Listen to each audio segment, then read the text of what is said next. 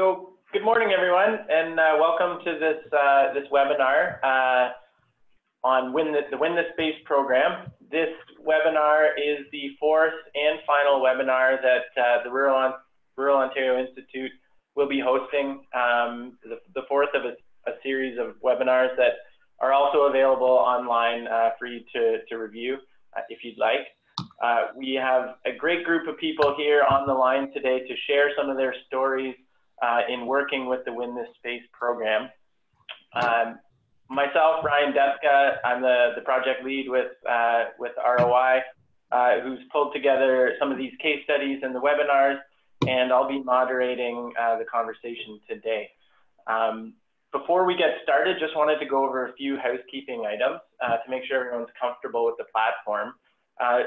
If you have a question for one of our participants or you'd like to share some of your own experiences, I would invite you to please feel free to chime in. Just so that you're aware, everyone is currently muted just to ensure that there's no distraction. So if you would like to chime in, you'll need to unmute yourself, and you can do that down in the bottom corner of your screen. If you'd like to ask a question and you're not interested in jumping on the line, there's also a chat window. And so I would invite you to ask questions through the chat window, and I can monitor those and help direct those to our presenters. So without further ado, we'd like to jump right into this webinar. As I mentioned, ROI has pulled together a number of case studies of entrepreneurship programming throughout rural Ontario. And this programming, we decided to focus on programs that communities have driven to support local issues.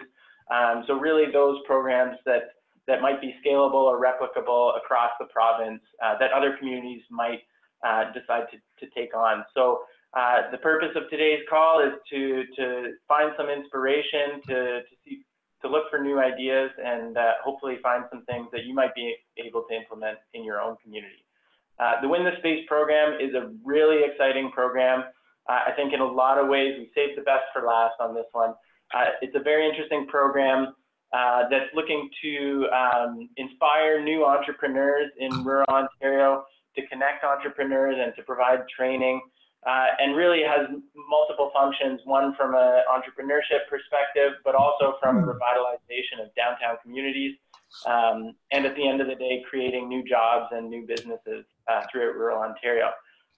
But I will let the panel of experts in the Win the Space program speak for the program itself. We're very excited to be joined today by Jan Hawley, the Economic Development Officer for Huron East, Trina ORourke, who is a successful contestant in the Win the Space contest, and her business is the Cotton Harvest Quilt Shop. We also have Maureen Loma from Downtown Sudbury BIA, who's a host and coordinator for their own Win the Space program. And we also have Alison Pele, manager of the Northwest Business Center in Kenora. So without further ado, I would like to turn it over to Jan and invite her to share her story with the Win the Space program. Thank you, Ryan, and good morning, everyone. I'm so excited to be here. First off, although I get a lot of profile because of Win the Space, it was not my idea. I think it's brilliant, but a young woman, from Uxbridge, Ontario, who was the executive director at the time, came up with this program. I heard her speak at the OBIA conference. I believe it was in Hamilton. I thought this is a perfect fit because at the time, my little community of Seaforth, population now, you know, it's not a big community, a 2,300 population. I had, at that point, 11 empty storefronts in my downtown, which I had really in the past never experienced that. And so what was I going to do? Well, again, this was a great fit. And what I'm going to do, Ryan, is this where now I share my PowerPoint? Yeah. Okay, so I'm just going to go into the PowerPoint and then go up here. Double click. Okay, And now I'm going to start my slideshow. Some of it's text, but and of course you can all read it, but we'll work through this really quickly because I'm so excited for you to hear from our very first winner, Trina ORourke, who's sitting right beside me. Okay. Next. So again, you know what? It doesn't matter if you're a small community or a large community. A lot of us are suffering from the same plight of empty storefronts and absentee landlords.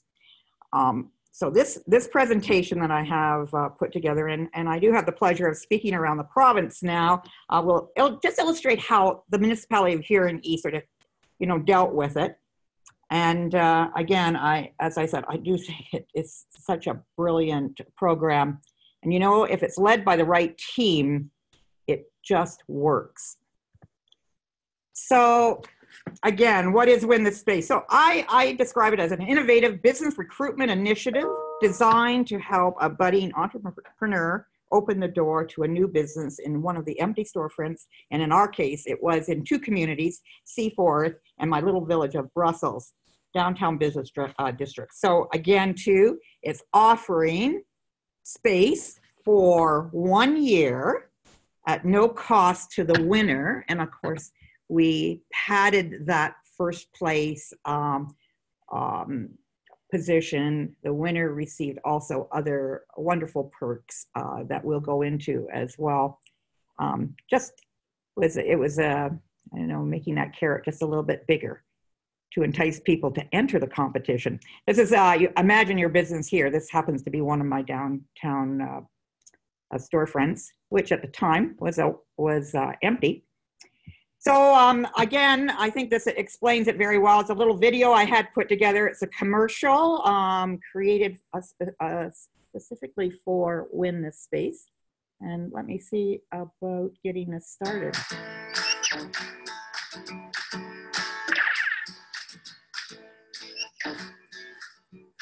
These are some of the empty storefronts that I, at the time, was dealing with in Brussels, which is a community of about 1,000 people.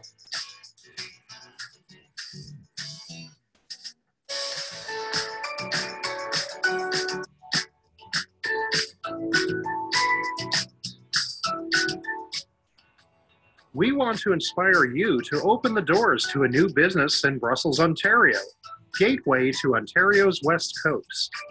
In 250 words or less, or in a short 2 to 3 minute video, submit your idea to the Economic Development Department for your chance to win 12 months of free rent. Submit your idea by 4 p.m. on Friday, September 1st to be eligible to win.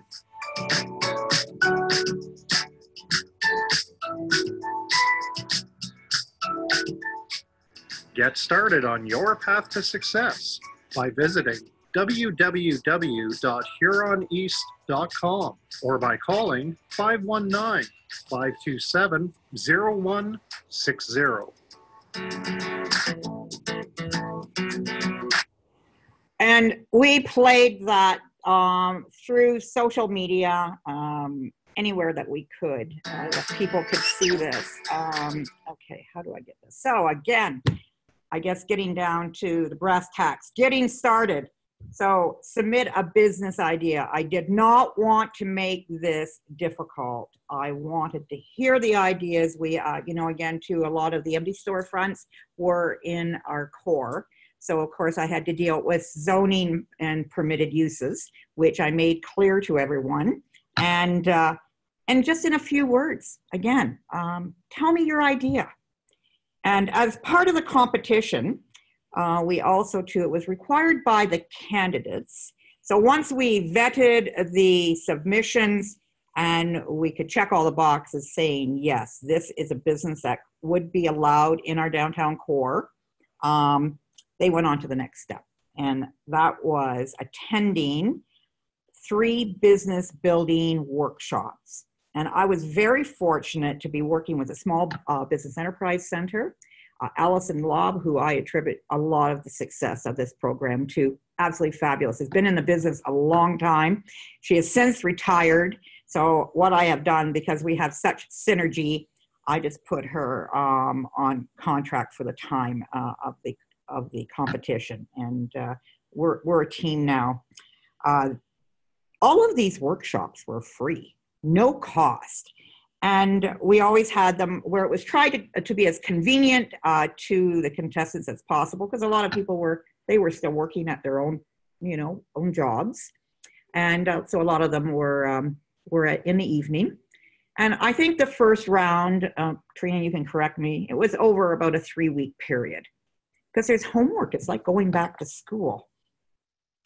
Only candidates who completed and submitted a business plan could advance to the finale. And in the case of Huron East, we narrowed it down to 5 finalists. You can tailor that to your own community. It could be 10, it could be 4, it could be whatever you decide. I was very fortunate that first round for the first call of submissions, we had 28 contestants, 24 took the training, and 12 submitted business plans. I also had a wonderful panel of judges. So they really had their work cut out for them because, of course, this is a volunteer position, but they were people from the community. I had a realtor, I had a counselor, I had business people that could certainly read a business plan and had some experience and sort of had a really good understanding of the area. And it had worked out, and I've retained that panel of judges as we've moved through. I actually have conducted now 3 Win This Space competitions. I think, first of all, too, why are you doing it? And I'm stressing to everyone, take an inventory of your downtown storefronts. So empty, really, what would they be best suited for? In my case, I had 11. And again, I had a good feel because I had undergone the BR&E exercise, which is a program, of course, most everybody probably has heard, business retention and expansion. It's a survey, a sophisticated one, but I swear by that exercise, and I have to applaud OMAFRA for the development of that, because it has really helped me. So it gave me a good understanding of maybe what we were needing in our downtown. Now, saying that, it doesn't always happen that you're going to actually be able to attract businesses that, were indicated in that survey, but we did pretty good because I'll tell you, prior to that competition back in 2015, I was very heavy on services in my downtown with very little retail. By the time we finished the program, Win This Space competition, I had a very healthy mix between service and retail. You can see some of the storefronts that we had empty, pretty attractive places to open up a business. See those decals that are on? I had actually had a logo designed by our local graphic artist, and actually has been adopted. I provide that if anyone's interested. I give them that graphic. It has now been branded around the province, which I'm really pleased about. But the funny thing about all of this is, so I have all these empty storefronts and I'm putting up these decals, and I think I had budgeted about $1,700 for decals or signage for the windows. And I was, had to get the permission of the property owner to put that up. I wanted something that was visible. Again, I took this idea right from Uxbridge. They did exactly the same thing, a little different design on the logo, of course. But what was happening is that every time I was putting a decal on the windows, because it was, I didn't get them all up on one day. We had to work over, there was a time period that I had to get them up. It was cold, and I had to grab, and I had my sign maker, had to sort of grab a good opportunity to put them up. So, but I was getting calls. So, the decal would go up, and then I would get a call from the property owner who has already agreed, to put his space up for the competition. And he said, can you come and take the decal down? And of course, then I got really nervous, and I was, oh my gosh, what's happened? They don't want to be part of it anymore. Tell me. No, he said, that's not the case. I've rented the space. Because I did encourage any of the empty storefront owners, if someone came along and said, listen, I'd like to sign a lease for 12 months. I said, you go for it.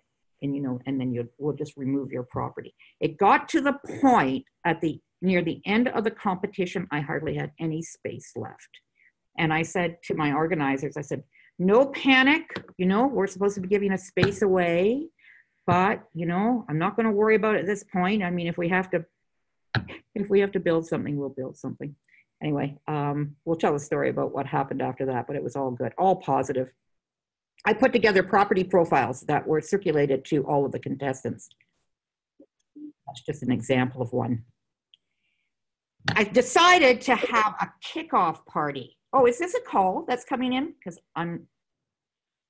okay, maybe not. There looked like there was a call, but maybe not.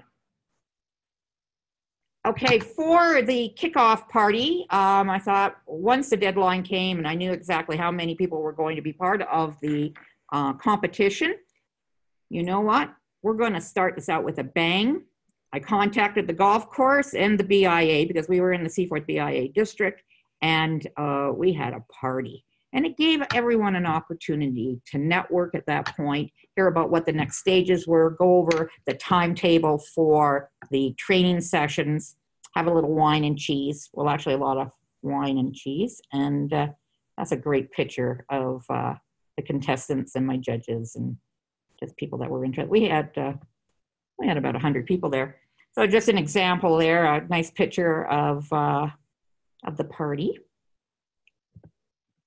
Here, this is a great story too, because of course, not really knowing what to expect, because you know, people were submitting ideas and then, are they really gonna follow through and take the training? You know, sometimes people think about it, sounds like a great idea at the beginning, but oh no, I'm not gonna follow through and I'll drop out. This is not the first meeting session or workshop that we held. The first one was not big enough. In fact, it was so crowded, I had to have them out in a hallway and listening to the instructor, you know, teach that first class. And so for the second workshop, we moved it actually into this room, which is the council chambers. I wasn't losing very many people, by the way. They all wanted to learn. And as I mentioned, those the contestants that completed the 3 workshops and submitted a business plan were the only ones that were able to advance to what we called the final stage. Then, of course, my judges took, which in our case, 24 took the training, 12 submitted business plans. Of those 12, we whittled it down to 5 finalists. And I actually took my judges out to a beautiful retreat. We had a lovely dinner, and that evening we finalized who would advance to the finale. And it was a Dragon's Den format. So you would get up, we gave you a time limit. I think it was around 3 to 5 minutes. We allowed for some questions. This, of course, we did a red carpet affair. I had politicians from every level of government, right from the federal all the way down. This was at the golf course, and it was a beautiful setting, and it was special. And I wanted it to look special, and it was.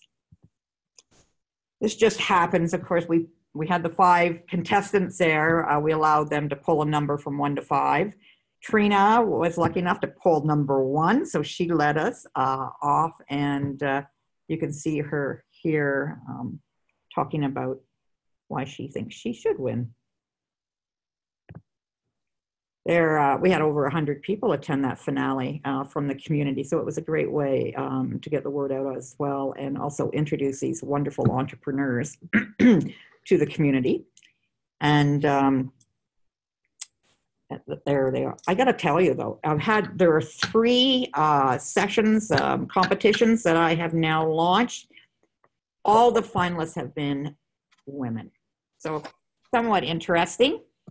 I can tell you right now, 2 of these women were partners of the 5 contestants or ideas that went to the finale. Out of those 5, 4 of them, well, I only had 1 prize, but 4 of them opened up a business. And I can tell you right now, they're still all in business 4 years later. So there we are. Trina, of course, won the space. She's right in the middle. And here it is. This is really interesting about this property here. So it had been empty for 5 years. It had been a consignment shop. No disrespect to consignment shops. I frequent them. but it needed some tender loving care. The woman that owned this shop didn't want anything to do with Win This Space. I'm not sure why, but that was fine. I mean, I didn't want to be twisting people's arms, but her place had been empty for 5 years. Because we were so limited in space, it was interesting that Trina did approach her on her own and was successful in securing this place for her business. And she is still there right now. It is in a heritage district, and in the coming year or two, this whole facade is going to be improved. The woman that owns it's going to be taking it back to its original design. So we're quite excited about that. But before Trina opened up, there were, 2 months of renovations? Yeah, 10 weeks. 10 weeks of renovations. And they ripped up all the carpet. These were leaseholder improvements. And I have to say, it's absolutely stunning inside. I have to let you know that 2 of the contestants that originally submitted their applications decided to drop out prior to the close of the competition. And their logic in that or reasoning was that they were so concerned that their properties that they were interested in would be taken, and so they jumped the gun. But it was nice that they continued. We allowed them to continue with the training. And I can tell you right now that one of them is still operating here, is quite successful. And the other one moved to another community. And I can tell you of the finalists, one of our finalists did purchase property, has now opened a second business. And the local organics, again, was one of our finalists. That was a partnership. Just this year, they opened a second location in a neighboring community. So you can see the success of this. It just keeps coming. These are just some of the pictures of the businesses that opened. And this happened to be one of the ones here, Seaforth Fitness, that did, they dropped out of the competition because they wanted to open their business up prior to the close. Jamie Smyth, do you have a question? I don't know. Oh. Jan, I think his mic just might not have been muted, so I think you can continue along. Oh, okay, great. Okay, we're getting close to the end here.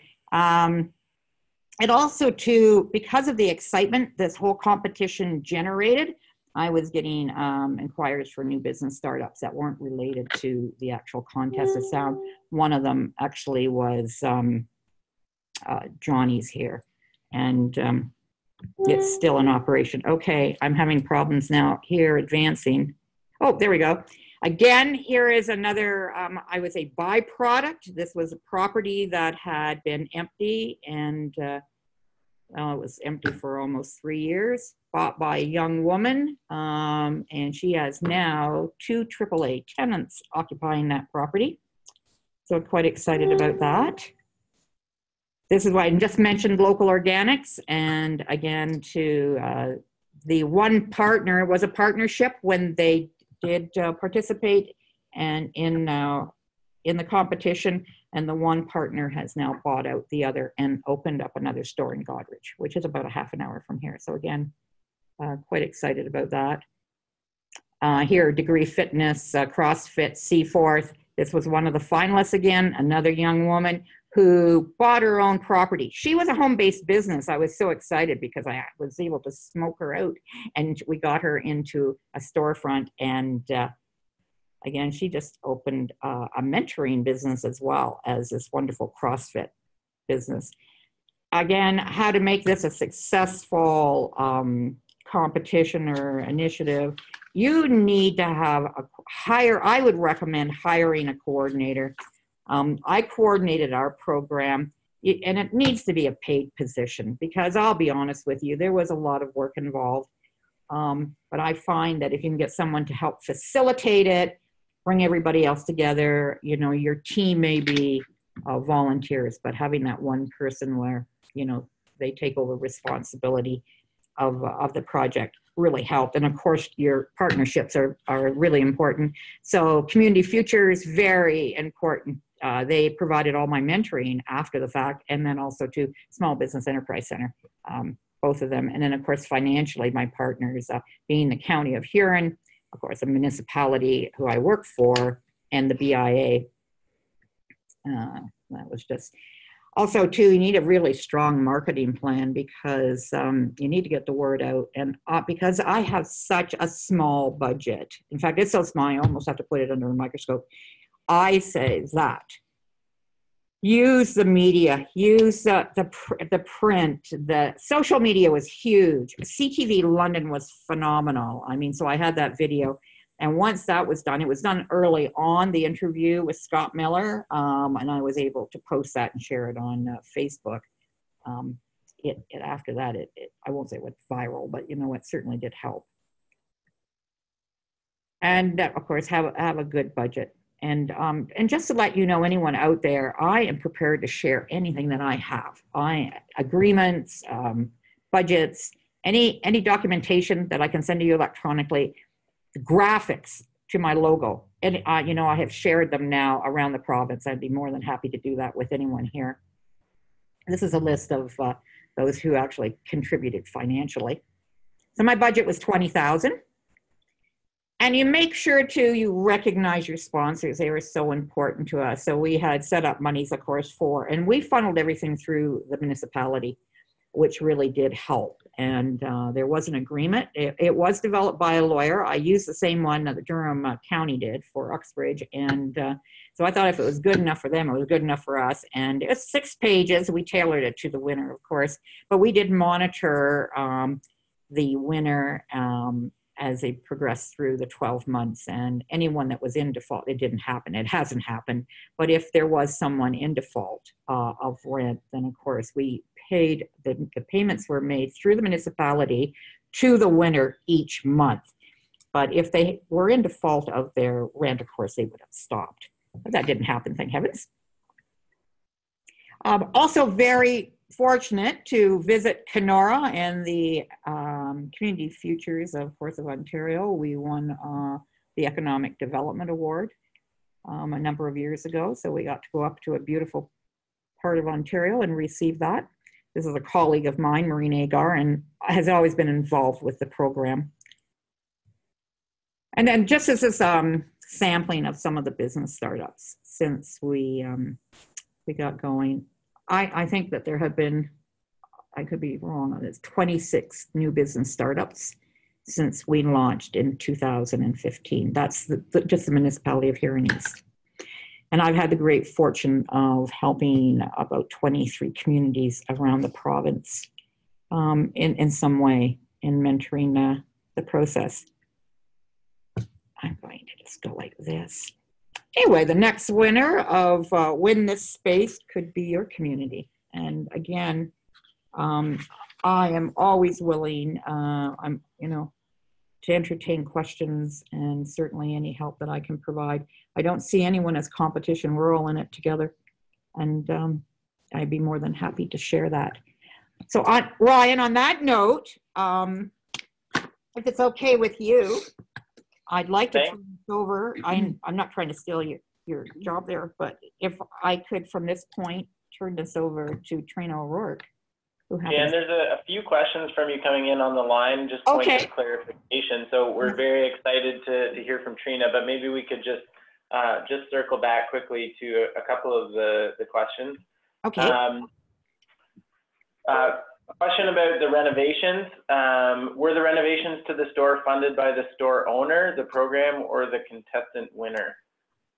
Well, I think in the case of Trina, it was the material costs, correct me, were absorbed by the owner, but all of the work was undertaken by Trina and her husband. Correct. And is that something that varies from case to case, I would imagine, depending on the landlord, or? Well, we are not, the fortunate thing about, if in the case of Seaforth, we are in a heritage conservation district. We do have a tax relief incentive program for any work undertaken on the facade. So that's open to all the property owners. But that's separate to the competition. But we certainly can go over that with any of the property owners. But I know that there was Win This Space recently in the town of Clinton, and they have a facade improvement program, $2,000 up to, no, it's actually a little bit more than that. And it's cost sharing between either the property owner or in the case of the winner of Win This Space. So, you know, each community is a little bit different, but I know we left that. And there's another question along those same lines. They were asking, April Marshall was asking, can you provide more detail around your agreement or lease with building owners, what the terms are of your agreements that you've identified? I think, Ryan, the best thing would be is because it's involved. And it was about 6 pages because we are now dealing, in our case, public money. I can send that agreement to anybody that would like it. If I can get a list and their email address, it would be my pleasure to send that. And it's written in a language that you can understand. But again, we needed that. I needed a copy of the lease agreement between the landlord and the contestant as well. And that became part of our public records. So if would that work? Yeah, absolutely. I would invite anyone to share their email address, or and I've shared your email address with folks. So, yeah. And then one other quick question: does the 12 months of free rent happen after the space is move-in ready, or is that immediately? Well, what we did, and I worked with the contestants, and what we said is that we wanted them to open 2 months after being awarded the prize of 2 months or of free rent. But we did on my last winner, it took a little bit longer to renovate her location. So we gave her a little bit more wiggle room, but we want to get them, so moving this on. And also too, we looked at the season. In some cases, I think Trina, you wanted to get ready for the Christmas season. And so again, making sure that you were ready to go. And then of course, once it was opened, there was a grand opening, and we supplemented it with some other advertising to help that property owner, business owner get the word out that they were ready to open their door. But that is, I believe, in the agreement. That was one of the stipulations, was that we didn't want the winner to be opening a year later. And had to be within, somewhat timely. But we understood, they had to get a few things tidied up before they could open their door. Okay, wonderful. That's a really great overview of the program. Thanks, Jan. And my pleasure. So we will have a little more time to circle back to any other questions that weren't answered. I know I have a couple for you as well, Jan, but okay. I'd like to turn it over to Trina.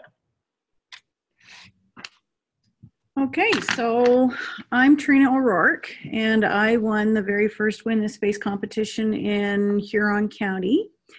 And just Ryan has asked for me to just do a quick overview of my experience. So I went to work one day, and let me just point out that I do work and continue to work full-time as a dental hygienist in public health. I showed up at work one day, and my coworker said to me, "Hey, did you hear about the contest that Huron East is running?" And I said, "Contest? What contest?" So she told me about it, and she was able to source online the little video similar to what Jan showed you for Brussels that Chris Cooper put together for the first Huron East Win This Space competition. So she showed it to me, and I thought, oh, well, that's interesting. And she said, wouldn't that be great for your quilt store? So clearly I had discussed my entrepreneurial wishes with more than just my husband. So I went home that night, talked to my husband, David, about it, and he said, well, what have you got to lose? So I actually had about 3 weeks, I think it was, to submit my 250-word business idea.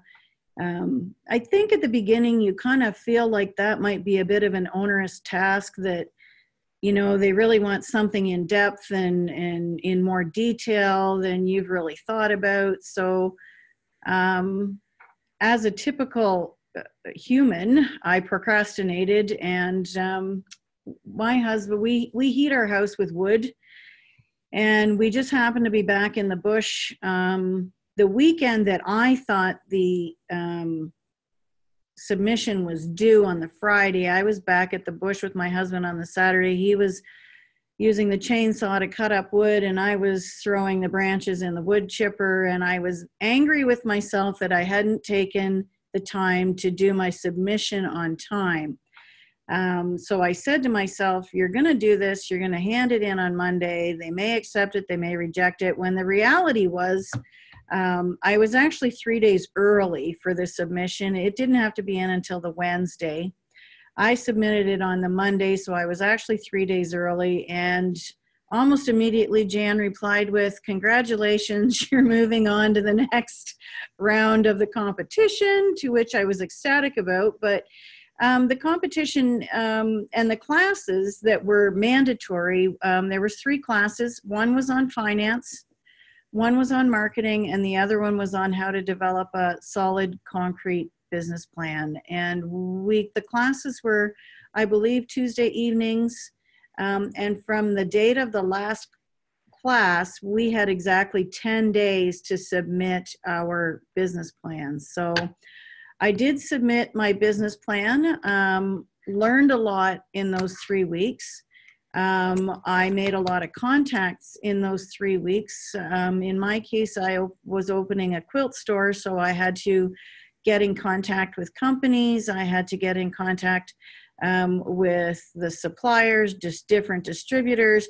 I really had to do a large amount of research, I guess, in that 3-week period in order for me to feel like I was putting together a viable business plan. So I did get in touch with a lot of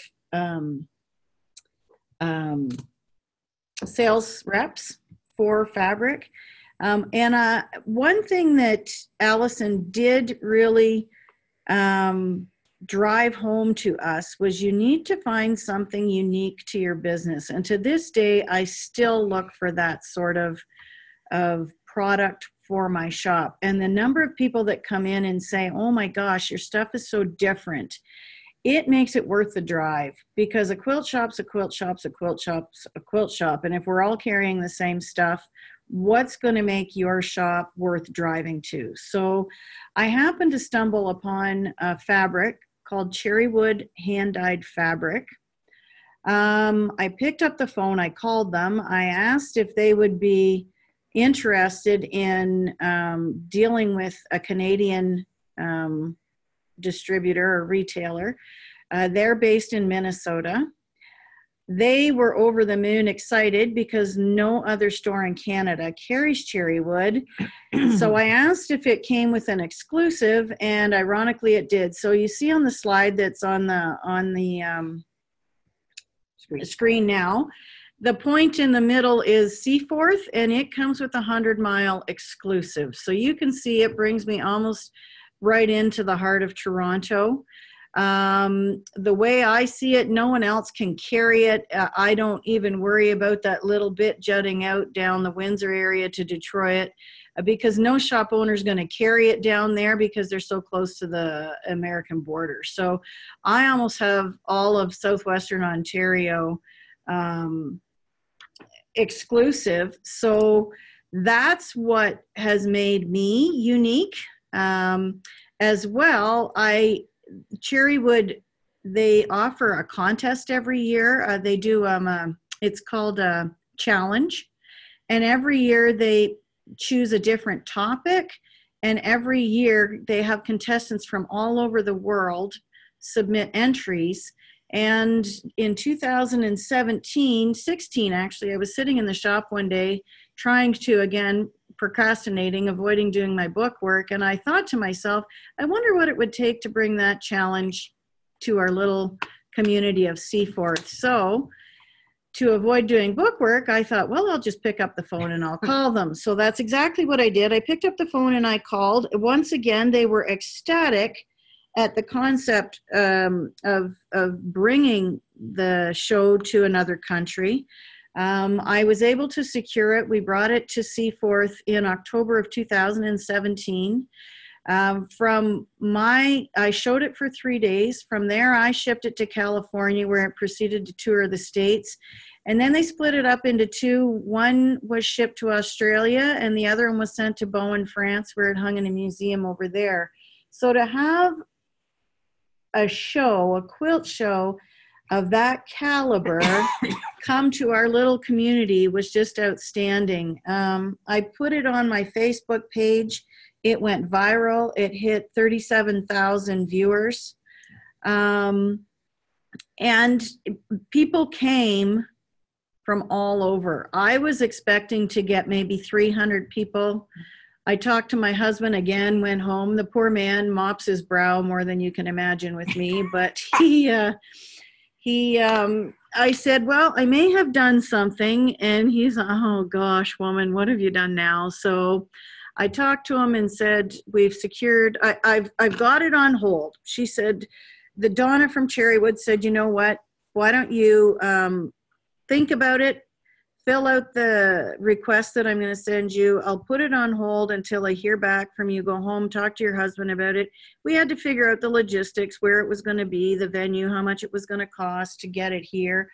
I brokeraged it across myself, which saved us a huge amount of money.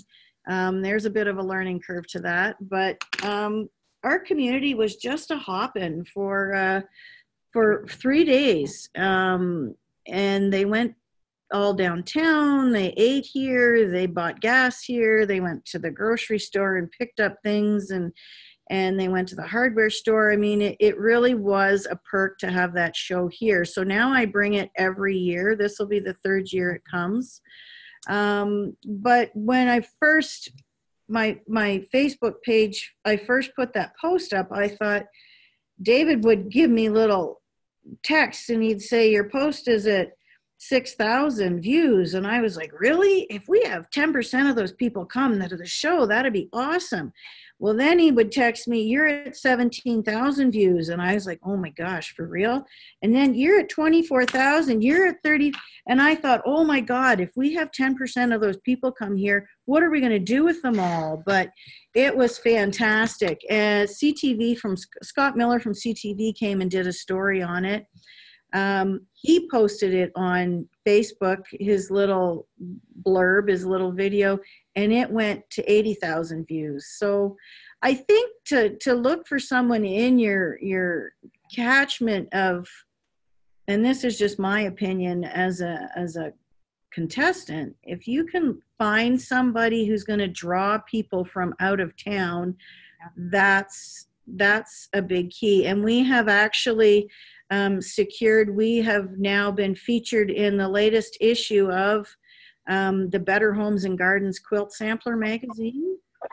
We were the only Canadian shop to be in the spring summer edition. If you go out to your grocery store or Home Depot and look for that magazine, you'll see there's a 10-page spread in it about Seaforth and our little community and our shop. And it has really helped with our traffic in the store too. So I get people coming from Hamilton, Burlington, Brampton for classes.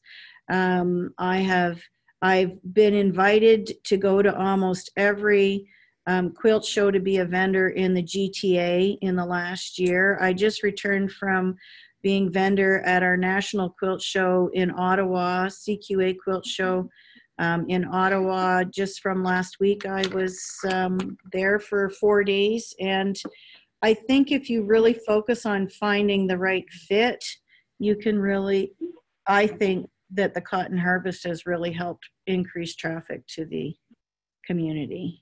And if I could just interject here. So when we got to the finale that evening with the 5 phenomenal contestants that we had, we deliberated for, it was well over an hour and a half.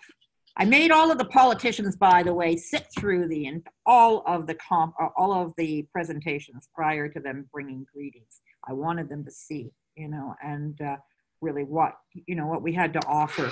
But this picture, this image that we have of this trade area, when Trina actually held that up during her presentation, I went back to that during our deliberation, and I remembered that. That's a 2.5-hour radius drive. And I'm going, wow, that's a lot of people coming into our community. So for me, that, and I know other judges, that really actually swung the vote.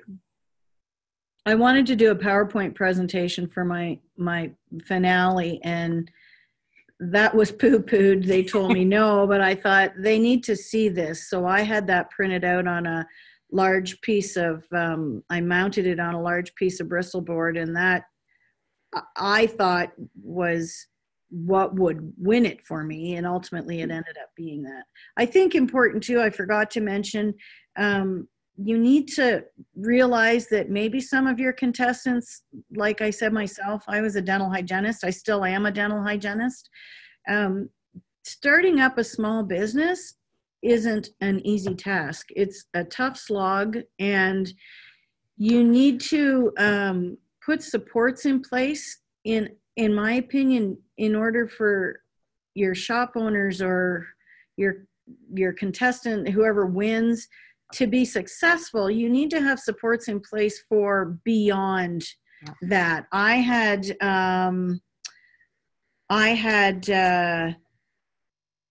support from Jim from the Small Business Center. He offered me an hour a week. I could, if I felt I needed to talk to him about something, I could set up an appointment. He was very flexible. I could go 2 or 3 weeks without meeting with him, but I could also say, look, Jim, I need to talk to you. And he would stay late so that I could leave my real job and go and talk to him about any issues I had. I think you need to keep in mind that a lot of your contestants will be from different walks of life and maybe won't know what's available to them. I found out via Jan put a post on Facebook about the OBIAA Digital Main Street grant. I applied for that. I did watched all of the videos, and I was given the full $2,500 grant. I now have a website. I'm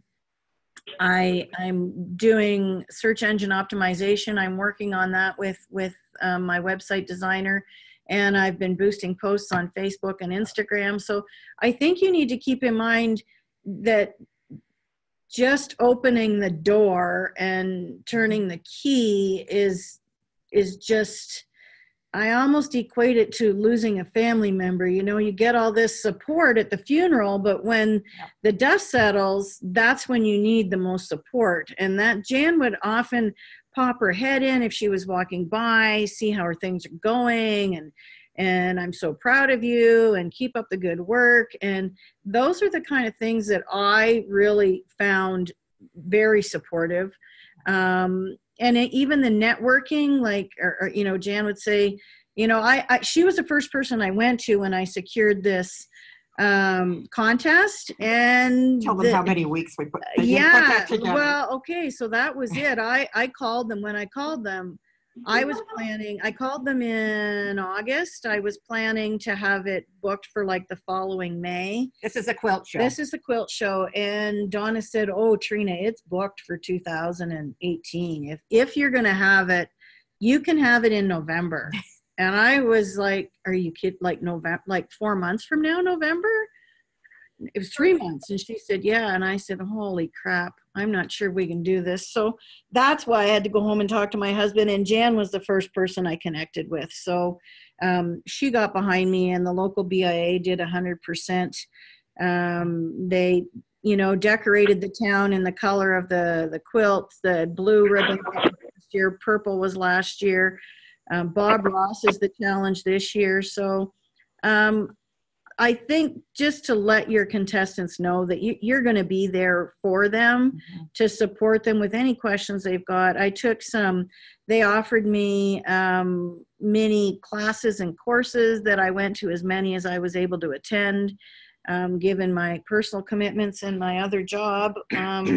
It really is about the support and trying to, I mean, it is. I'm in my 4th year now, and they say it takes 3 to 5 years to develop a solid business, a small business, and I completely agree with that.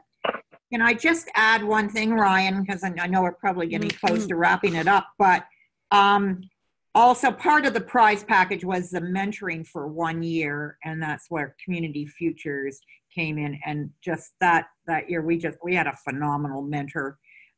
Since then he has passed away, and we're so sad, but he was, and also the training. So the training during the competition, the mentoring after, and I'll tell you what happened. I had some naysayers, and they said, Jan, that's the most ridiculous idea I have ever heard. And I said, really?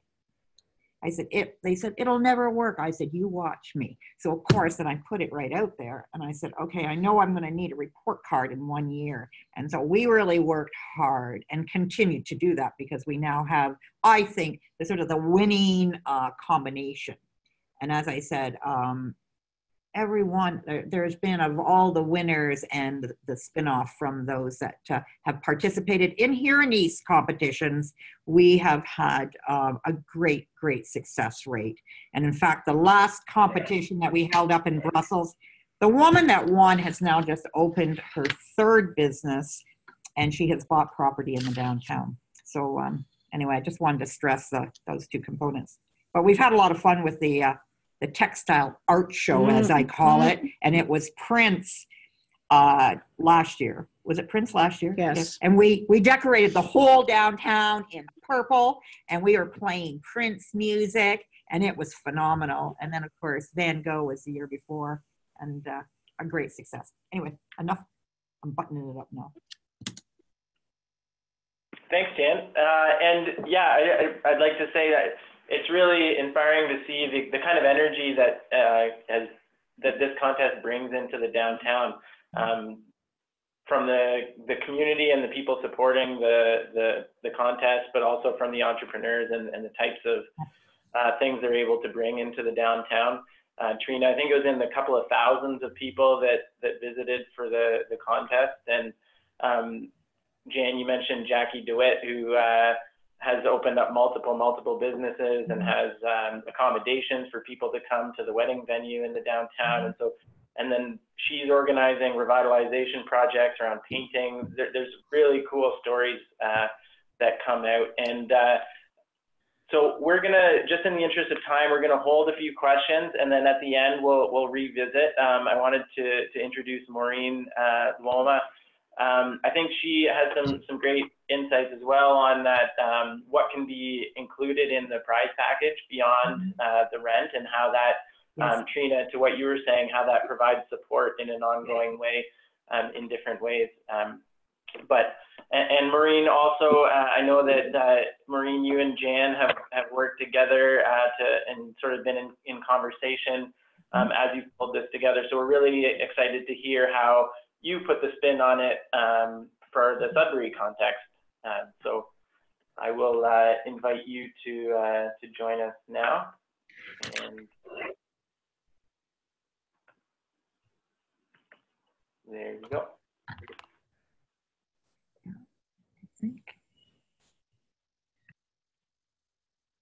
There, now we're good? We can hear you now. Oh, okay, thanks. It's hard. This is my first webinar, so it's kind of interesting talking to people when you don't see them. Thanks so much, Ryan. I'm going to kind of take a bit of not a real different tack, but certainly Jan has been, I would say, my mentor for this program. I definitely borrowed everything from her. So I'm not going to go through some of the processes and those logistics of the program because it's kind of ditto what she said. But what I would like to do is maybe highlight some of the lessons learned from my end. The offer that Jan has put out to everyone in terms of any information she's willing to share, I would be certainly happy to do the same. The information that I received from Jan was very, very comprehensive. So for us at this end, I was able to basically just tweak the program. I didn't have to reinvent a wheel, I just tweaked it. We've now done our program for 2 years. We initiated in 2017. We have, so I'm going to try and highlight some of the lessons I've learned over the last 2 years of doing this, some that have already been mentioned. We have key partners with our program. We are the BIA, but we have worked very closely with our Greater Sudbury Development Corporation, which is, of course, an arm of our municipality. They came on right off the bat and have been equal funding partners for us. As well, we have the Regional Business Center, which are the group within our municipality that offer the mandatory workshops. In addition to those partners, we have our prize partners that Ryan mentioned. We have, in the 2 years that we've ran the program, in excess of $40,000 worth of prizes in our package that adds on to that 1 year lease. Our 1 year lease is a little bit different. We offer up to $15,000, not including leasehold improvements for our 1 year free rent.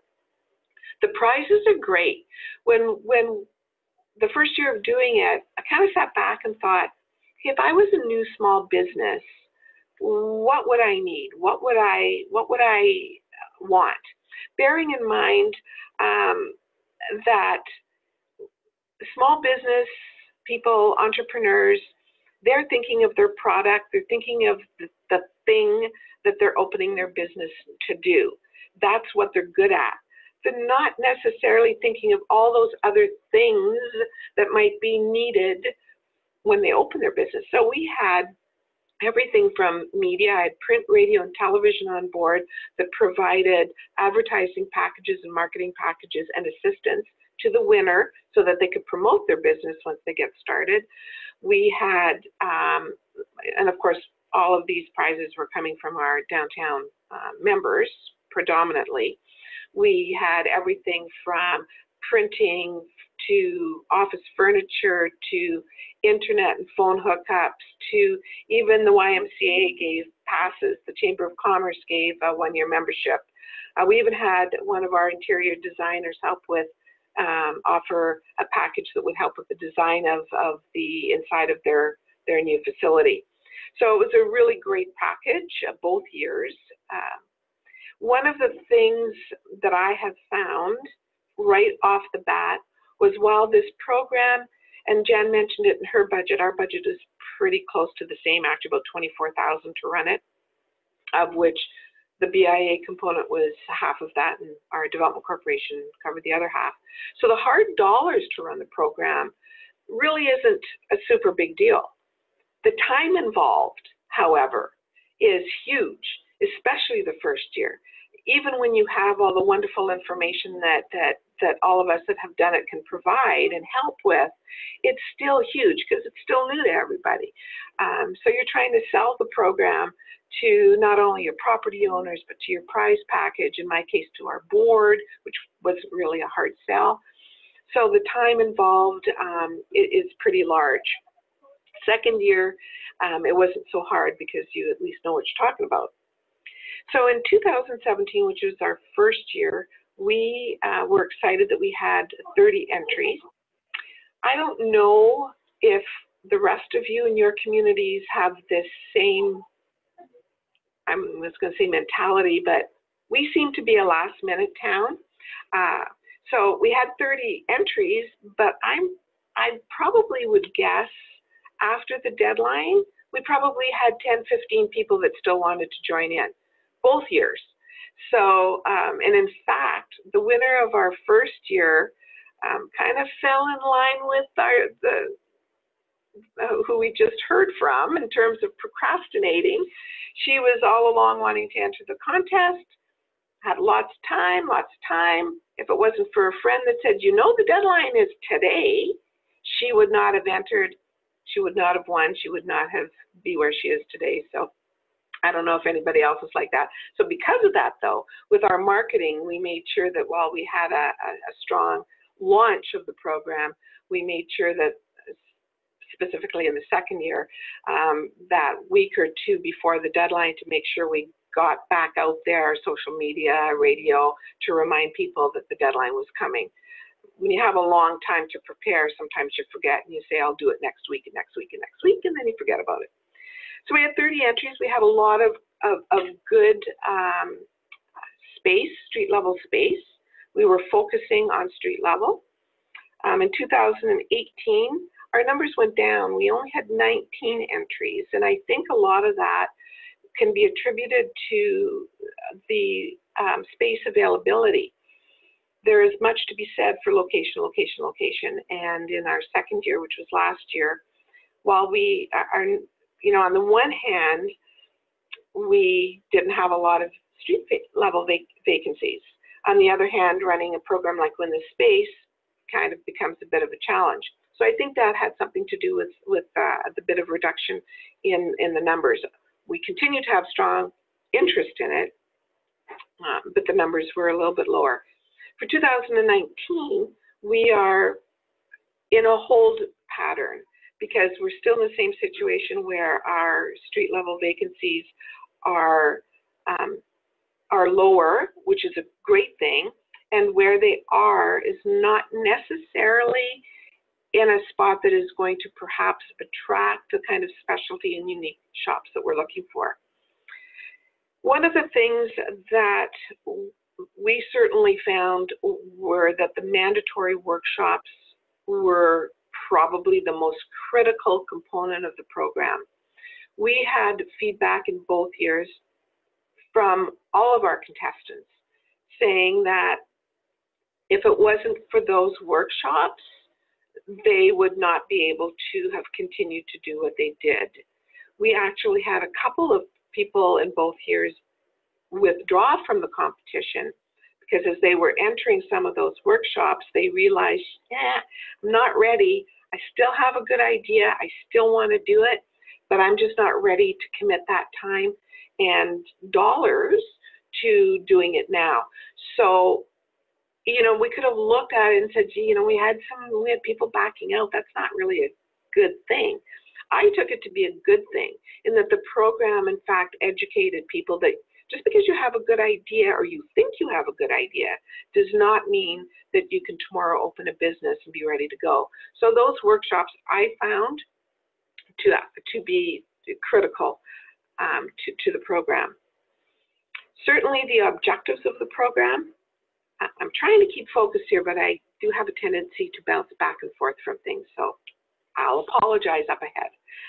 The main objectives, I think, are the same with all of us with programs, and certainly just to capsulize our three key ones, obviously business recruitment. This is an exceptional business recruitment tool, and I agree with Jan that this is one of the best programs I think anybody can do, and it can be done by anybody. The other one, obviously, to encourage entrepreneurship. There's a lot of people out there, and sometimes they just need that nudge, and this helps with that. But I think equally important, and especially wearing my BIA hat, equally important, I think, for us was that it increased awareness to the downtown and to our area as a place that you should be. It's a place to do business and a place you want to be. So I think that has been equally of importance for us, and has had a long-lasting impact. We have people now that keep asking, are you doing Win the Space this year? So it may have instilled a thought in someone a couple of years ago. They weren't ready, they held off. Next time they're going to be ready to apply, and I think that's a very positive thing. Jan talked about the judges. That was also kind of a lesson learned.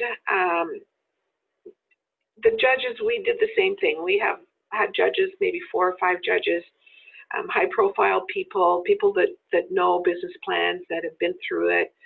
either have their own business, have helped with mentoring business people.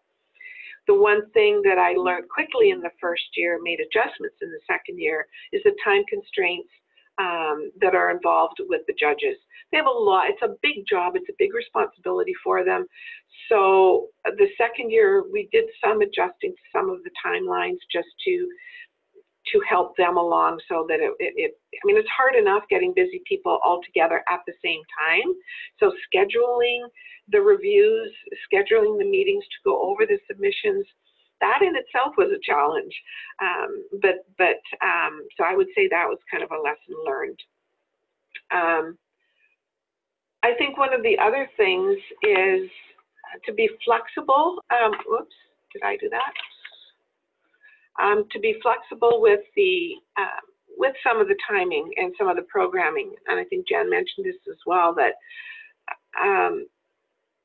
people that are applying for this project most likely are in school as well, or not school, but have a job, and this is something that they're doing in addition to. You can't expect them to just leave work to be able to do the workshops. So being flexible and doing the scheduling is really important, so you don't lose anybody. But also what we learned both years, particularly our second year, when it came to the business plan and we were narrowed down to the finalists, was a prime example of I think we had 3 finalists for last year. Great people, hard workers, had great products, or they wouldn't have got that far. But when it came to the business plan preparation, it was definitely not their strong suit. Our regional business center actually came back, and they were hesitant to even recommend any of the 3 finalists to be the top entrepreneur. They weren't comfortable with what they had accomplished in the business plan portion of the workshops. So we chatted a little bit, and we said, you know what, the whole point of the program is help these people. My first reaction was, oh my gosh, does that mean we don't have a winner? What's that going to do with the program? My first reaction was, we're here to help these people do what they can do and help them along. So we all agreed we'll extend the program, the business plan portion, go back. Our regional business center offered to do one-on-one with all 3 of the finalists. When they came back, then 3 weeks later, it was like night and day. The business plans were well done. They got it. I think what happened as well with the participants is that they learned that when you're a small business person, you need to know a little bit about a lot of things, but you really need to get a good team behind you so that you can focus on what you do best. And if it's not the financial end of things and the accounting things, then you need to get somebody that's part of your team that handles that for you so you can do the business part of it. So I think that flexibility and being able to extend those timelines was also a strong lesson learned. Jan mentioned opening date. I'm kind of picking things from the conversations. We did the same. We had our winner should be open within, I think it was 60 days or 90 days following the announcement of the winner. Well, our first winner happened to be a bake shop. And the site that she chose and negotiated for was not a site that had a kitchen in it. So we were flexible in allowing her to open past the 90 days. It took a long time for that construction work to be done, going through the health unit, and all those things that go when you're developing something such as a kitchen. She wasn't holding up the program because she was just holding up the program. There was good reason for it. So there's another sort of area where we found to be flexible is important. One thing that we learned last year that I don't know if Jan or anyone else has experienced this. So we are offering this wonderful program where you could win up to a one-year lease, and you're getting all this wonderful prize package of all kinds of goodies to help you with your business. Well, last year we found out that a number of our entries and a number of people who thought they would enter what they thought was, well, you know, I'll do this. If I win, that's great. I get this 1 year, it doesn't cost me any money, and I'm good to go. If I make it, I make it. If I don't, I don't. I'll give it a shot.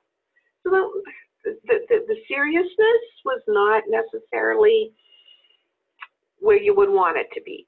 Once they realized that, yeah, you're going to have to sign a 3 or a 5 year lease. You're not likely going to be just signing a 1 year lease. This is for the long term. We had a number of people back out. So that was kind of a lesson learned too, that not necessarily everybody's always on the same page as you're on.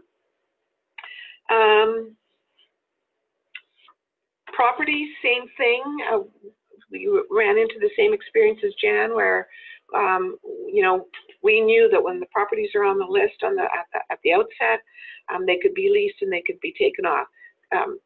Conversely, properties could come on board and could be added to the list. We had developed a website, it's winthespace.ca, so that information was always on the website, and people knew that it could change from time to time. We did in our first year have the same experience where there was a business that was entrepreneur that wanted to open a sound business, doing soundtracks and whatnot. Anyway, there was a site on our listing that was perfect for him. So he said, hey, would you mind giving me the contact information? I'd like to reach out to them, because this is the space for me. The others, I need specific space. I need a certain kind to do what I'm doing. They reached out, they connected, they took the space got off. He didn't participate, but that's what it's all about. That was a very positive thing before we even started the program. So that was good news. Kind of encouraging when you're starting it the first year.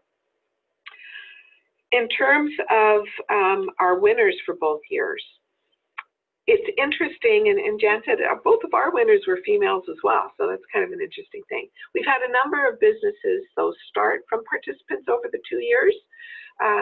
So again, adding to that report card, excellent.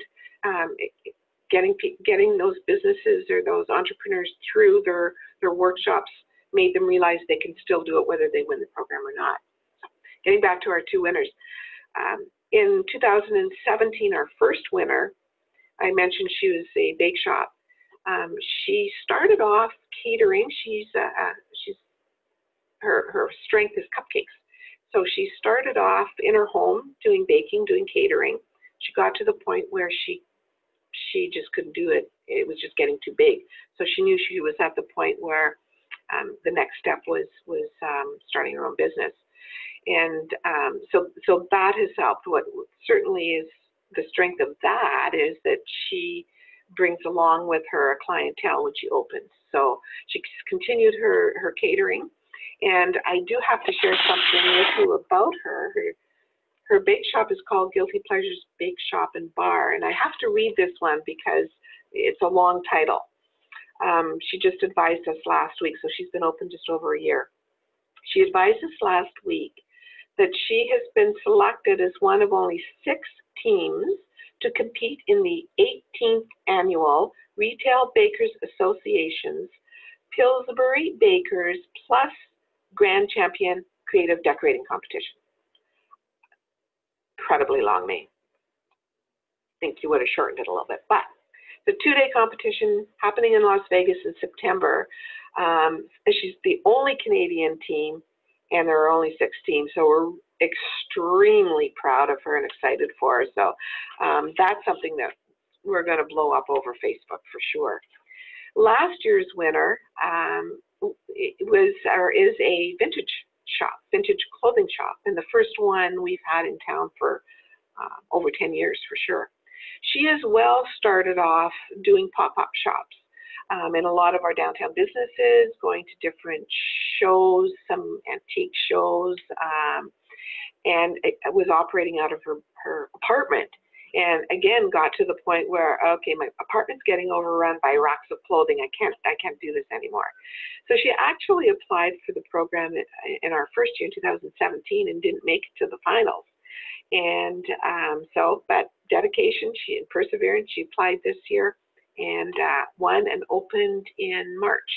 So we're real excited to have her both both of them are continually tweaking, as our previous speaker mentioned, continually tweaking and adding on things. So the vintage clothing store, she has brought in a seamstress. She has brought in other complementary, I would say, partners into it. So other products that that complement what she does and strengthens it. They both have different pop-up shows. They're both involved in other things in the community. So they're continually tweaking what they do to strengthen their base product. You know what? I think I'm going to stop right there. I could go on, and I already told Ryan that I have a tendency to do that. I'm going to stop right now. But please know, what you're seeing on the screen are the shots of our on the left-hand part of the screen is our, as you can tell from her attire, is the 2018 winner of the with the vintage store and the second runner-up. And on the right-hand side of the screen is our 2017 winner and the so it's top 5 contestants that you see there. Thank you. Thank you so much, Maureen. I appreciate some really great lessons learned and reflections on what was working well and what wasn't. And again, that story of communities sharing their information is so excellent. For those on the line, Maureen was really helpful, as well as Jan and others in helping us pull together the case study. I would offer as well, just to let people know, we do have a detailed case study available on our website. We will be sharing a link to that with all the folks who participate. But we've tried to pull together enough information that gives people a good sense of some of these lessons learned. And then certainly, as people have mentioned, it always helps to follow up with people individually. But check our website for that. We do have some case studies with some of those lessons learned included. So thanks, Maureen. We do have a few questions, but I think because everyone's working on this together, I think we'll leave the rest of them till the end, and then we'll ask some questions that everyone can chime in on. So without further ado, I would love to turn it over to Allison in Kenora.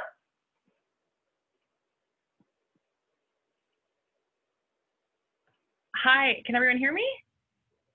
Yep, loud and clear. Okay, just gonna share my PowerPoint and get started.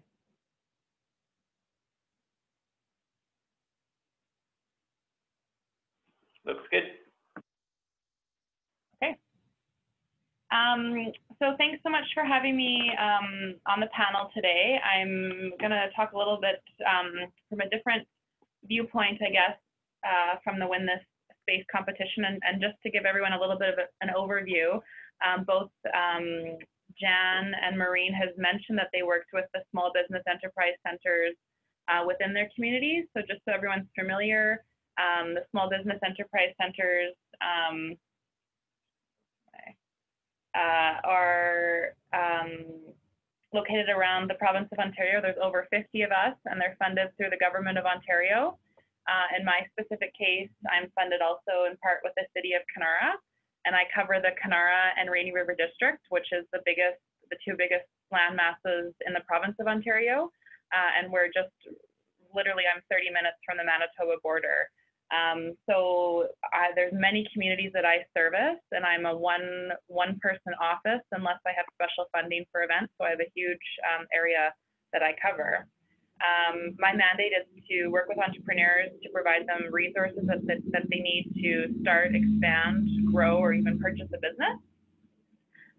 And also I deliver workshops, do one-on-one business counseling, work with such the big landmass. I work really closely with economic development officers in other communities. I work closely with the Chamber of Commerce's. If there's a BIA, I work with them. And then also working very closely with the Community Future Development Corporations, which has been mentioned in the presentations as well. We have for those organizations just in the area that I cover myself as one person. So this just to kind of put some perspective with the area that I work in. I just wanted to briefly just give you a little bit of background about the Dryden competition. Again, so similar to what Jan and Maureen had already talked about, but this was a contest that was introduced into Dryden in 2017 for the 12 months of free rent, and it was really due because there was a lot of vacancy in downtown Dryden and not a lot of businesses in those properties. Just a quick overview, the key players, so the leads and the organizers of the program were the Dryden District Chamber of Commerce, the City of Dryden, and PACE, which is the Community Future Development Corporation. The Dryden Chamber did take the definite lead on this program. Lorna, who was the chamber manager at the time, she worked super hard to coordinate everything and everyone and really get this off the ground, and then it was really greatly supported by the other two leads, and then also all the sponsors that helped out as well. And many of those are local Dryden businesses who understood that, you know, more business in Dryden is good for them as well. So they were super supportive and excited to be working with everybody. So the focus of my kind of chat to you today is really about that training piece and how maybe the entrepreneurs reacted to it, and maybe some things to consider if you're looking to offer this program in your communities. So I have up on the screen just the timeline of the contest in Dryden, so you can really see how quick everything went. Lorna had reached out to me, I believe it was early June, to see if I would be interested in doing the business training piece for this contest, and she initially wanted me to do the 3 workshops, so one on financials, one on business planning, and one on marketing.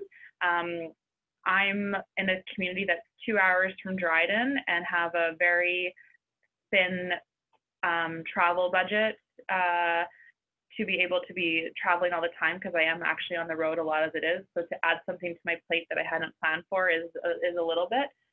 So I talked to her a little bit more about maybe condensing that training piece and modifying it slightly.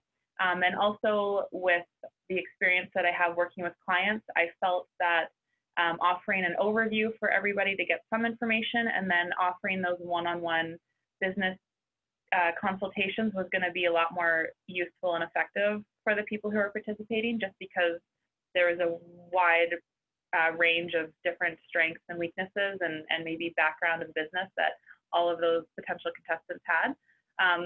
So we worked together I'm proposed as kind of a modified training timeline for her. So August 15th was the initial business training workshop that was mandatory for everybody to attend. And that was promoted through the application period. So applications were open July 1st to July 31st, and everybody who was applying and submitting knew that they had to attend that session. It was like a hard stop. If you didn't make that, you were not moving on. And with that, I really wanted to focus on you know, an overview of what a business plan is, different resources out there for those individuals and different programs, and then also bring in someone who has been in business long-term in Dryden to maybe talk about more of the realities of owning a storefront in a municipality as well. And a lot of my training that I wanted to deliver to them comes from the program that we deliver on behalf of the Government of Ontario called Starter Company Plus. So we had just finished at this time the first round of Starter Company that was just open to youth aged 18 to 30. And again, with our huge area that we cover, we had to modify our program a lot. A lot of the small business enterprise centers were having clients come in to do training in person, and that's just not possible to where we are because of the large area. So we modified everything to be more so one-on-one and through email or through video conference, and just to make it easier on the clients too. So I used that kind of effective model that had worked for the last 2 years for Starter Company and this introductory training as well. So the training to the entrepreneurs, they had 12, I'm going to give you the numbers here. They had 12 qualifying entries and 10 people actually attended the training. So we were in the boardroom at the PACE office, which is the CFDC, for 3 hours. We had a presentation from Donna Pollock, who was at the time the manager at PACE, to talk about the loans that they could get through the CFDCs. And Donna was actually the person who learned about the Win This Space program, likely Jan from you, and brought it to Dryden and then started that organization from there. I also had a presentation from Nicole Gale from the City of Dryden, and she discussed bylaws, zoning, and anything else that as a business owner you need to consider when you're located within the municipality. That was a great opportunity too for all those people in the room to meet Donna and Nicole in case they're going to need to get in touch with her in the future. So it was a good introduction to them. And then we had a presentation from Stephanie Armstrong, who's the owner of Fabric Fusion in Dryden, and she had been in a couple different locations over the years, and she actually used to work for the outreach office in Dryden that the Northwest Business Center had a number of years ago, so lots of experience working with clients. And she was able to give a really good kind of peer-to-peer overview to those people about what you need to expect when you're opening a retail space, really paint a realistic picture to the people, the 10 people in the room. And not all of it was rosy and pretty. She gave some really good realities of being a business owner with a storefront as well. The reaction from the attendees was really positive from those 3 presentations, and they had some great questions, but we were really focused on that tight timeline too. So the last hour and a half of the presentation was me. And it was really kind of more classroom focused. I had resources printed, PowerPoint presentation, and was just trying to give them as much information to get started on the business plan process, which was their next step. That was due on September 8th. So what I focused on was just the overview of the business plan sections and the templates, and gave them tips and tricks to work through their business plan. I talked a lot about different resources. So the unique thing about this timeline too is that I had just hired someone in my office to deliver the second program of Starter Company Plus. So it was open to anyone 18 and over, provided business training, working through market research and financial forecasting and things like that. So I really was able to focus in on that with those entrepreneurs, that if they were to move forward with this, contest, that they'd have that wraparound support that they would need to operate a business as well. So I talked to them about that, and then the different resources that could help them throughout their plan, and then as well as when they're looking for funding. I also then had time for questions, and we were out of there around 7:30 that night. Some interesting things from that night. Some of the people in there expressed to me right after that first session was that they, didn't realize opening a business was going to be so much work, and actually withdrew on the spot. So I was able to then share that information with Lorna at the chamber to let them know that they were withdrawing, and then she was able to follow up. So it was pretty eye-opening for a lot of them. A lot of the potential entrepreneurs in that room thought that they would just get the 12 months of free rent and the wraparound support that was advertised as part of the program, and that would be as simple as that. They didn't think anything of, getting a business license or, the insurance that they might need to operate, or that they would need startup funds to get this business off the ground, that it wasn't just all about the rent. So I think that was really helpful for a lot of them, just to have that short 3 hours, kind of an eye-opening introduction into operating a small business. The next day, on August 16th, I had one-on-one consultations set up, and the way that this was organized was a couple weeks out, on July 31st, each of the 12 participants I gave them time slots, and I was super flexible with my days because some of them were working. So I did meet a couple of them in the evening, and they were allowed to book 40-minute meetings with me. They were able to bring me any sort of questions. We could brainstorm, really whatever they wanted that meeting to be. I was prepared to offer that assistance. The feedback from the individuals was that that was the most effective because they were able to ask me questions that maybe, they weren't comfortable with the group and they were more confidential or more pertaining to their business and the competition sense to give them that kind of privacy that they might needed. Some of the folks as well that were at the initial training were already business owners, but operating out of their home. And some realized that maybe it wasn't time for them to move forward with a storefront, and then expressed that to me that day. But then at that time, we used that time period to then talk about different resources or options for them or ways to phase in that growth so that then they could eventually be moving into a storefront. So it was a really good opportunity for those folks to just ask me anything, and maybe it wasn't just about Win This Space, but about how they could grow and maybe enter into the next Win This Space contest.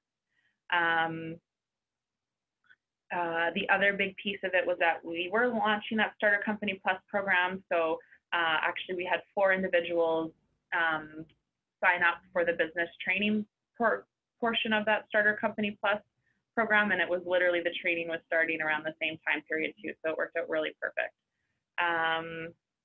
And then on August 31st, I had a final one-on-one consultation session. So I came back to Dryden. This one was not mandatory, but this included any review of their business plan. I asked them to send me anything along the way too. So I made myself super available to any of the contestants who were working on their business plan, and also offered them that I would watch their pitches and provide feedback if they were looking for that too. So they got pitch resources at the same time. I had, out of the 10 initial meetings that I had about, I think I had 7 maybe, no, not 7. I had about 6 that probably followed up with the last session, and some of them weren't continuing with the Win This Space, but they just wanted to meet again to talk about the future plans of their business, which was really great. I'd say out of all the 10 that I worked with, I was in contact with a lot of them on and off, and it was a really good introduction to me. I had known a few of them, but not all of them, and it was a really good profile boost for the Northwest Business Center, and as well, I think even for knowing the involvement that the municipality might take in business. I don't think that many of the people in that room realized that at that point. And then also it raised the profile for PACE as well for the CSEC. It was a time for Donna to be able to explain what the role is as well for them. So September 8th, the business plans were due. They had 3 business plans submitted. October 3rd was the pitch and judging event, and over 100 people attended. Dryden's a town of 8,000 people, so it was really nice to see that support from the community, and really overwhelming for, in a positive sense for everybody there too. And then the winner, so the store that won Little Mod Nest, her grand opening was February 14th. So I just wanted to give you a timeline of how everything unfolded for this as well. Just gonna go to the results too. So this just gives you a summary of who was participating and moving forward. So I will also just highlight some other things about the entrepreneurs that I worked with. So 75% of the applicants that I met with for the second day were under the age of 30, and it was really inspiring to see so many people interested in entrepreneurship in the community. My observation was that people had moved away, many of them had moved away and then had come back to Dryden and were looking to set up their dream jobs in the community that they wanted to be in long term, which is really nice to see, and a pattern that I see in a lot of the communities that I work in. this program really helped me meet my existing mandate as the Small Business Enterprise Center. So, I mean, I have monthly targets that I have outlined that I need to meet with X number of clients, and not only that number, but it's really important to me personally to be able to meet and make the connections with any entrepreneurs so that they know what resources are out there for me or for them. So it really helped meet my mandate as the SBEC, and it allowed me to meet a lot of clients in such a short time in, again, such the large region that I cover. It also allowed me to promote the Starter Company Plus program that we had just relaunched through the Northwest Business Center. So it was really a good opportunity to that. We had relaunched it at the end of June of 2017, and then promoted it heavily through some videos that were produced to highlight some of the businesses. And then this was just a great add-in to that program as well. And generally, August is a really slow month for business consultations. So the timeline worked perfectly for me to be able to be out of the office and in Dryden for a couple days, and also to make myself available to work with clients. I just want to talk a little bit about Morgan, who won this space, and then I'll be wrapping up. But so Morgan Shepherd was the winner of Win This Space in 2017, and she's literally the poster person for the Northwest Business Center. So this really helped boost even the Northwest Business Center's mandate. She participated in our summer company program in 2011. Her business was Art Beat at the time, and she had originally learned about it from an art conference that the Northwest Business Center held in Dryden earlier that year. So she was a high school student at the time. She then participated in an Etsy workshop in the spring of 2015, and she was thinking of starting a baby clothing manufacturing business at the time, but it just wasn't the right time. She then participated in the original Starter Company program in the fall of 2016, and it was awarded a $5,000 grant. And what I want to do is just show you the video of Morgan, that I had produced after we wrapped that first program, just to give you an idea of where she was and then where she is today.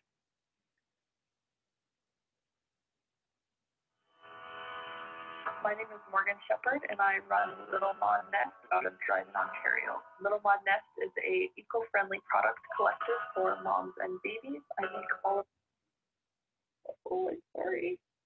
my items out of my home. I mostly sell on my Etsy site as well as my standalone website. I've always been really creative at heart, so running this business has really helped create an artistic outlet for me. Wrangling 3 kids, especially 3 boys, around the house while I'm trying to sew is interesting, but I definitely not have it any other way.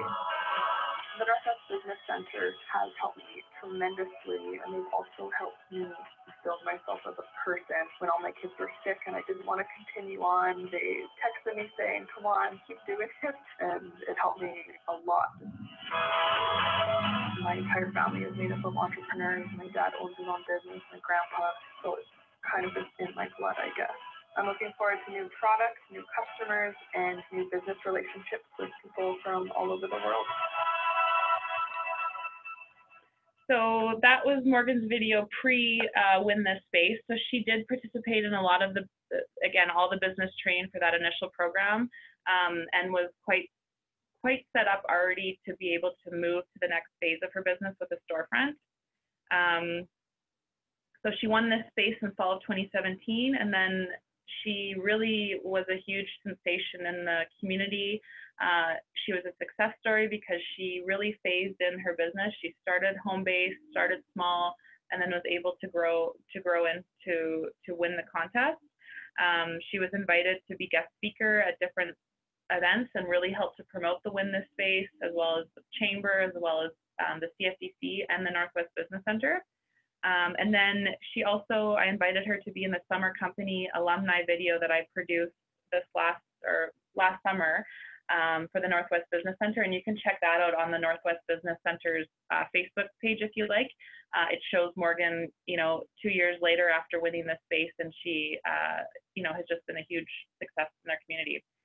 This is just a quote from Morgan. I reached out to her to get some updates about how things are going. And I just wanted to share with you what her next steps are. She has a e-commerce site currently and sells through Etsy, but she's looking to open up a full-time e-commerce site in the near future. And she's also looking to move into a larger retail space in Dryden in the fall of 2019. So that's what she's working towards right now. And she also wants to work and deliver more workshops to people in the community. So teaching them how to sew and to be creative. Like she started with a creative arts business. And then also to extend her service lines to be not just for moms and babies, but everyone at all ages in the family. I'm really excited to see where Morgan's moving forward with. And then just sharing this too. So just some lessons learned for best practices. So I have some from Win This Space. We need support from the community and other businesses, which the leading partners, the city, PACE, and the chamber did a really great job of that. The mandatory training worked really well and helped individuals realize that opening the business is more than just free rent. The training also disqualified tire kickers. If they didn't come to the initial training, we were just able to move on with the ones who were really serious. Some of the feedback that I was given from the actual participants was that maybe that training could have been done before the initial applications were accepted. It would give them a little bit more insight and decide if they were even going to apply or not. And then I think, and what my feedback from the individuals was too, was that one-on-one consultations were most helpful. And again, those wouldn't have worked if it was like October when I'm super busy with events and small business week and things, but it was the perfect timing that I could have spent more time. Like if we had 24 applicants, I could have spent a lot more time offering assistance to them, and also then helping to refer them to other programs or opportunities that might help them move their business forward. Morgan just included some feedback about what she would offer any other business owner. So work with an accountant, budget, know your target market, have personal and business insurance, have good visible signage, and be proud of what you're doing, which is great to see. And Morgan and I mean, any client that I work with, you really develop a close relationship with them, and we keep in touch, and she's well aware that she can reach out and ask any questions, and I can direct her to the right place if I don't have the answers for her too. And that's all for me. There's just our Facebook link. I encourage you to check it out. Feature a lot of local businesses around here. Yeah, that's it. Thank you. Thanks so much, Allison. Really great presentation, and I hope that all the speakers today were able to give a nice overview of the different elements that were involved. So we heard from some of the coordinators, an entrepreneur, and as well as someone who provided some of the training. So really nice to see as well, Allison, that the way that this program was able to help you as an organization to fulfill your own mandate to create access to entrepreneurs that you may not have been aware of. So I think it's a nice strategy, and it certainly creates natural partnerships amongst a lot of the different stakeholders in the region. So we heard about that from community futures organizations to small town business enterprise centers to business improvement associations to a whole host of politicians and volunteers as well. On that note, though, I would invite people to share some questions for the whole panel through the chat window, and I'm just going to give the stage over in the interest of having more sharing jam-packed into these 2 hours. Kay Matthews from OBIA, the Ontario Business Improvement Area Association, is on the line with us, and they were really instrumental in helping us to pull together the case studies, and they've been instrumental in sharing Win This Space programming broadly throughout Ontario. And I would say that from what I've heard, their conference The presentations that have happened there have really led to a lot of the spread that we've seen with this program. So certainly appreciative to them. And I just wanted to invite Kay to share some of her thoughts on what she's heard, why it's important for BIAs, and then as well as some of their plans going forward at OBIA. Hi, thank you, Ryan. Finally, nice to see you face to face. We've had lots of emails back and forth. Just wanted to talk to you from the point of view of OBIA. Obviously, we have a culture in our organization that is what we call R&D, rip off and duplicate. So it's this idea that we as rural communities or BIA communities really aren't working alone, that we can share with each other. And this is a really, it's an important culture of what we do. As a background to this as well, our board realized that Ontario had this very interesting piece of legislation that actually gave property owners a 30% rebate to have their property vacant. And we realized we were the only province in Canada that actually offered this rebate, and it was acting as a disincentive to opening businesses because many property owners enjoyed this rebate and really weren't interested in renting their space.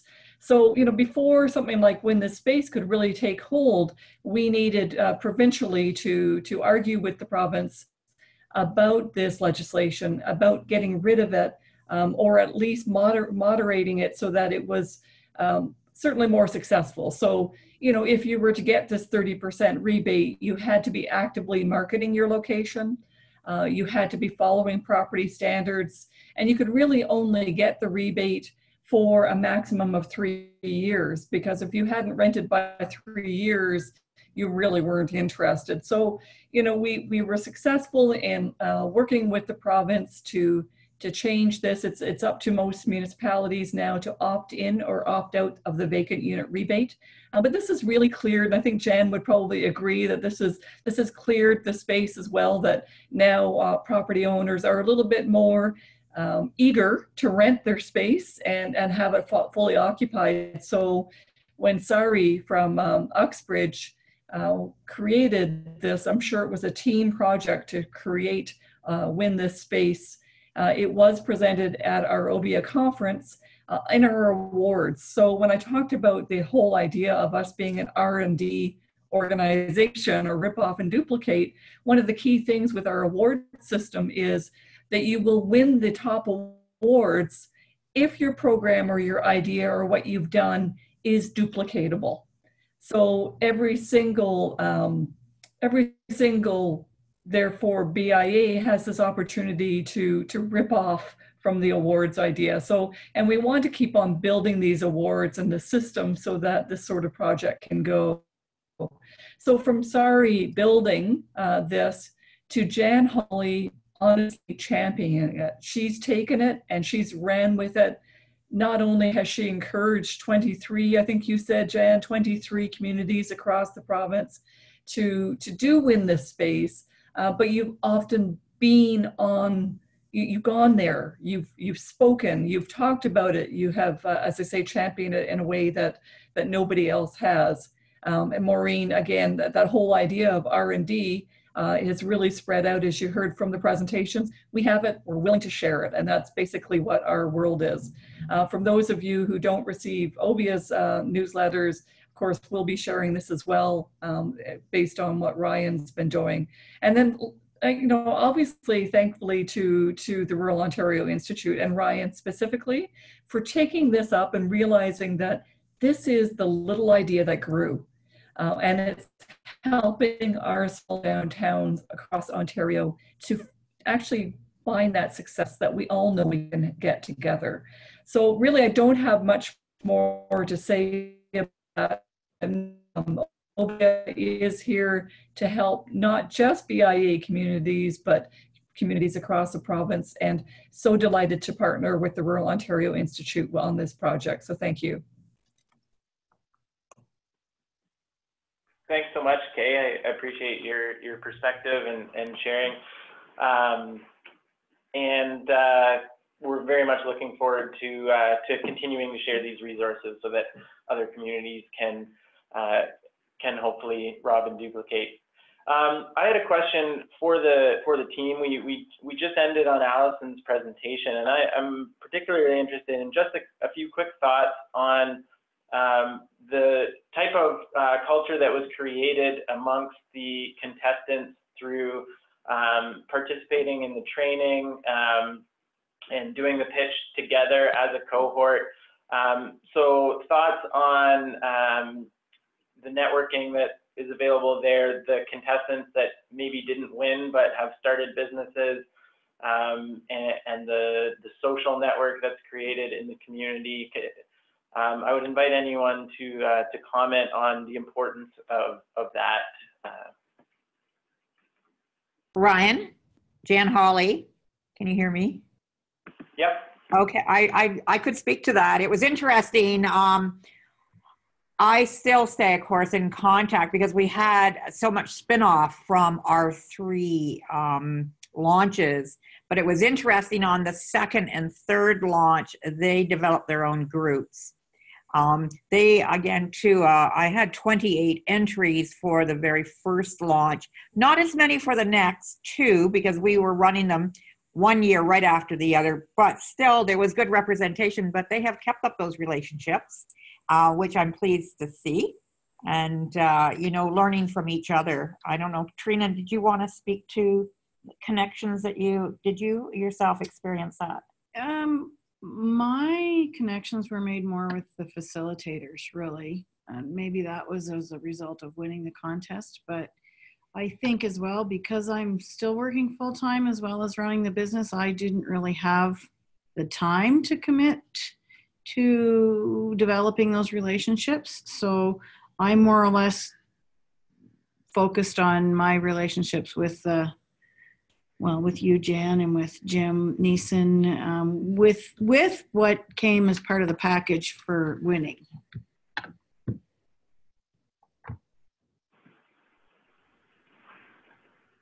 Allison, maybe you could weigh in too from your perspective as one of the facilitators. Yeah, so at the initial training, there were many people did already know each other from the community.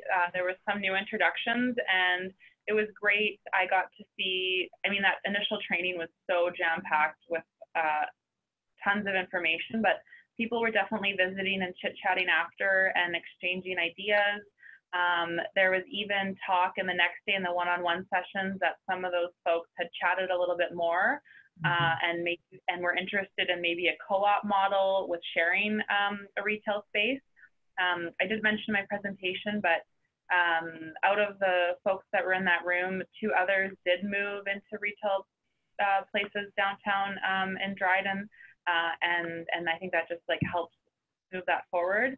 And again, like I said, that there were 75% of the people, the 10 that attended were under the age of 30, and they were really keen to work together and try to, you know, see maybe what they could do in the future as well.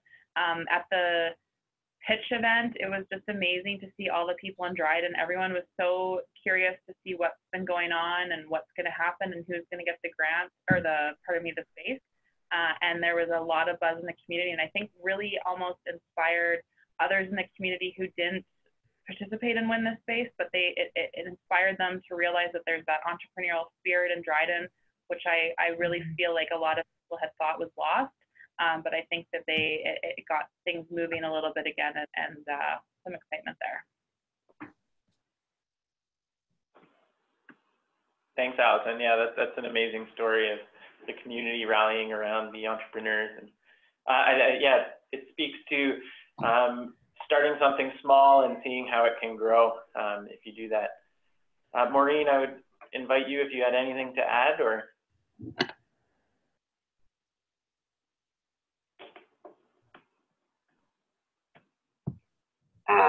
Not really. I had the same thing happen with us.